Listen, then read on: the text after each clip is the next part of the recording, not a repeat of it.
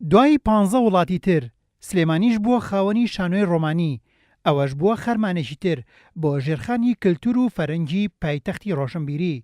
شانۆی ڕۆمانی مێژوویەکی کۆنی هەیە، بەڵام لە سلێمانی با دیزاینێکی تازەوە دروست کرا و گەورەترین شانۆیە لە ڕۆژهەڵاتی ناوەڕاستدا و لەسەر ڕووبەری 8500 مەتر دووجا دروست کراوە و جێگەی 5000 کەس دەبێتەوە تا بینەریە و چالاکیانە بن کە لەسەر ئەو شانۆیە نمایش دەکرێت. ئەم شانۆی کەوەی بین شانۆی ڕۆمانیە لە بەو تێرازە دروستکراوە بە هەمان کوالەتی و شێوەی شانۆی ڕۆمانیە لە سەر بڵێن ڕووبەری 8500 مەتر دووجا بینیاتراوە هەموو بیناکە با بڵێن بە هەموو بەشەکانیەوە و جگە لەو مەدرەجەی کە هەیەی کە زیاتر لە 5000 کەس ئەتوانێت یاریدانیشێت.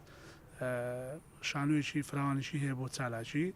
بەشی پێشەوەی بیناکەمان گەلەریە بۆ پێشانگا و بۆ هەر کارێکی هوەری کە بکرێت بەر لەوەی بێتە ناو شانۆکەوە گەلێرێکی ڕێک و پێک و بە ترازی تازە ئەنشەر دروستکراوە بەڕاستی. شانۆی ڕۆمانی بە جۆرێک دروستکراوە کە ئەو هاوڵاتیانی لەوێدا ئامادە دەبن بتوانن بە شێوەیەکی باش گوێیان لە نمایش و چالاکیەکان بێت. بە جۆرێک دیزاین کراوە کە هاوڵاتیان وەک ئەوەی لە شانۆیەکی داخراودا بینەر دەبن. کاتی خۆش لە ڕۆمانەکانەوەی کە مێژووی خوێندە بێتەوە یان ویستی بێتی یان شانۆ هەیە لە وڵاتانە کاتی خۆی کە ڕۆمانەکان وڵاتەکانیان داگیر کردووە زۆربیان شانۆیان دروست کردوێت یا بەڵام بەداخەوە دیارە لە کوردستان و عێراق دروستیان نەکردووە ئەو کاتان. بۆ نمونە ئێستا وتە لەسەر شانۆکە کە وەستاوین بە دەنگێکی یەک تۆز بەرزیانی قسە بکەی ئەخین کەس باڵێن لە دوای مەدرسەکە لە هەر سێلاکەی بڵێن ئاوە بە نیو قوسیە نیو بازنەیە هەمووی گوێی لێ بێت ینی وا مابڵێن بنیان درراوە.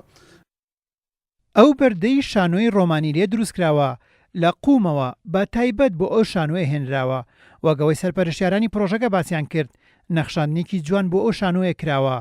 لە پشتی شانۆکەشەوە بینایەکی دووقات هەیە لە داهاتوودا دەبێتە ئۆفیس بۆ بەڕێوەبەرانی ئەو شانۆیە.